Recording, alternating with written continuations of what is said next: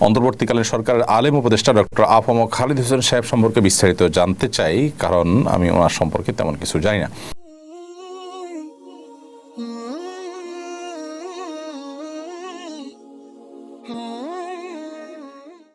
দেখুন, ডক্টর আ.ফ.ম. খালিদ হোসেন সাহেব বহুমুখী প্রতিভাবান একজন আলেমে দ্বীন। তিনি অত্যন্ত সিনিয়র একজন আলেমে দ্বীন। আমরা ছাত্র জীবন থেকে তাকে জানি, শুনি এবং তার আলোচনা, তার লেখনী থেকে মুগ্ধ হই। ডক্টর আ.ফ.ম. খালিদ হোসেন সাহেব চট্টগ্রামের সাতকানিয়ার একজন মানুষ।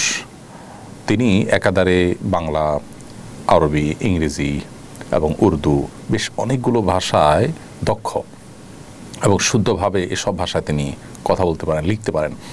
জাতীয় অনেকগুলো দৈনিকে তিনি নিয়মিত কলাম লেখেন, কোনো কোনো দৈনিকে বহু বছর যাবত তিনি উপসম্পাদকীয় লেখেন। গবেষক ধরনের একজন আলেমে দ্বীন এবং তিনি চট্টগ্রামের একটি কলেজের অবসরপ্রাপ্ত প্রফেসর ছিলেন। তো এরকম একজন ব্যক্তিত্ব, যিনি একাধারে আলিয়াতে পড়াশোনা করেছেন, আবার কওমিতে পড়াশোনা করেছেন এবং উদার চিন্তাধারা লালন করেন এবং সময় সচেতন, বিভিন্ন ভাষা সম্পর্কে দক্ষ, বিভিন্ন ভাষায় দক্ষ এবং সময় সম্পর্কে সচেতন, বুদ্ধিজীবী টাইপ একজন আলেম, তিনি সরকারের উপদেষ্টা হওয়াটা যৌক্তিক একটি বিষয় আমার মনে হয়েছে। এবং আলহামদুলিল্লাহ তার ব্যাপারে আমাদের দেশের ইসলামী রাজনৈতিক দলগুলো বলেন, বিভিন্ন ইসলামী ঘরানা বলেন, সব জায়গার নেতৃস্থানীয় ব্যক্তিবর্গ জোরালোভাবে সমর্থন জানিয়েছেন। তিনি শেষে আল্লাহ তাআলা তাকে সেজন্য কবুল করেছেন। আমরা দোয়া করি আল্লাহ তাআলা তার কাজটা সহজ করে দিন এবং তার কাজে আরও বেশি বারাকা দান করুন। তিনি ওয়াজ মাহফিলের গ্রাউন্ডে কাজ করেন, অনেক মানুষ তাকে চিন।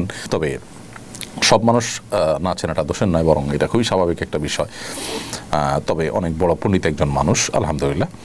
এটা আমাদের সুধারণা তার প্রতি। আল্লাহ রাব্বুল আলামিন তার দ্বারা উম্মাহকে আরও বেশি উপকৃত